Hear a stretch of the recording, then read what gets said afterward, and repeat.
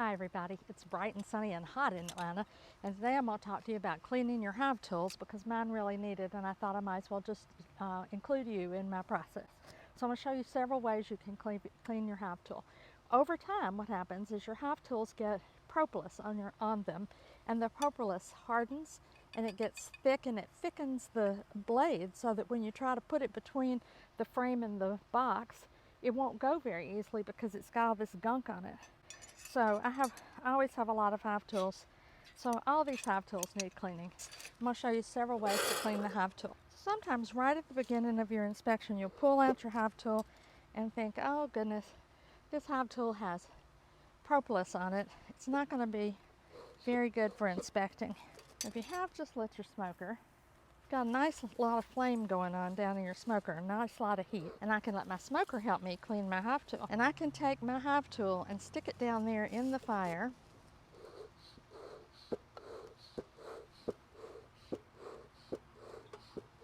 And that starts to melt the propolis. You can see it getting wetter. I'm going to stick it down again. Both sides of this hive tool had propolis all over them, but I've put the hive tool down in the smoker with my heat, and when it comes up I can see liquid, so I can take a paper towel and I can just wipe it down the hive tool, having come out of my hot smoker, and voila, the end of my hive tool is beautiful. It's still kind of icky up here where the fire isn't, and I'll show you a way to deal with that in a minute. But just for getting your blade so that you can go in between the hive boxes without the propolis getting in the way, sticking your hive tool into your smoker is a great way to go. Now once when I went to Beehive years ago from Jennifer Berry, and I went to her bee yard near Athens, Georgia, she had in her hive kit, she had a thing of Clorox wipe, so it can be any kind of antiseptic wipe. And between every hive, what she did to clean her hive tool was this. Every hive, she pulled out a Clorox wipe and she wiped the hive tool before she went to the next one.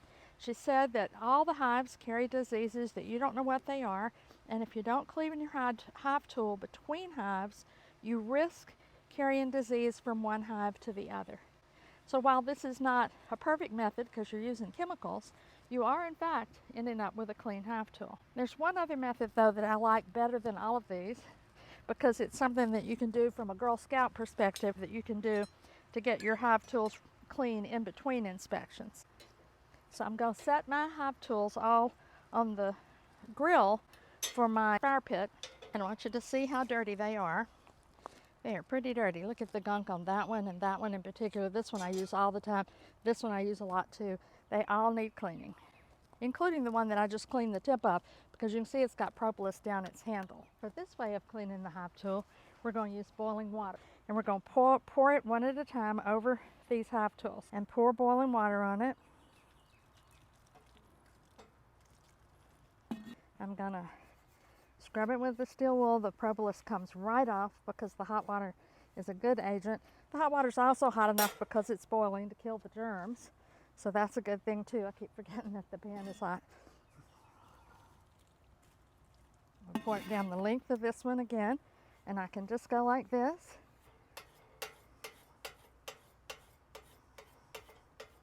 And I've gotten all of the propolis off of it, and I can take a hive drape or a kitchen towel and just dry it, and it looks almost as good as the day that it came out of the store. Big difference, right?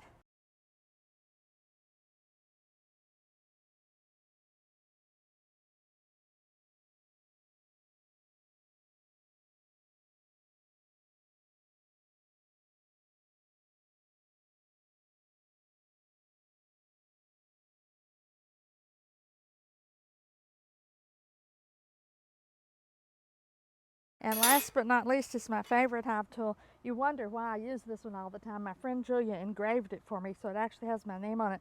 But it is the best hive tool I have. I love the hook at the end, and so I use it all the time, even though I probably should, you know, put it on my chest of drawers as a present, but it's too useful.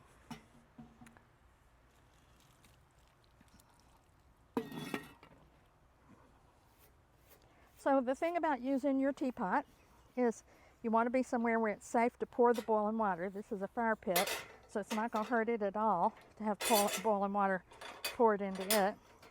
But you know, you can't just, you don't want to do it in your kitchen sink because you're going to end up with propolis in your sink, which any of you who've done laundry and had propolis on your bee suit know that it's really hard to get it. I have my dryer has a big piece of propolis in it that I just can't get out because I made the mistake of drying my bee suit in that dryer.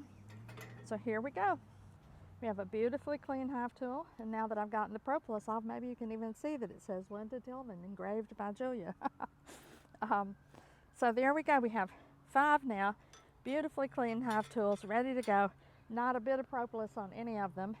Now I know you can do this with a propane torch, but that to me feels like a waste and bad for the environment to put all that burning fuel into it when boiling water will do exactly the same thing.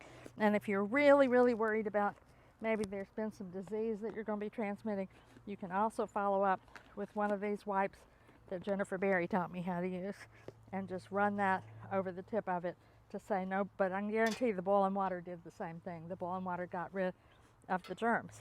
I hope you've enjoyed this tip today, and if you have, click the button to subscribe below and you'll get a notice whenever I put up a new one. Thanks for watching. Bye-bye.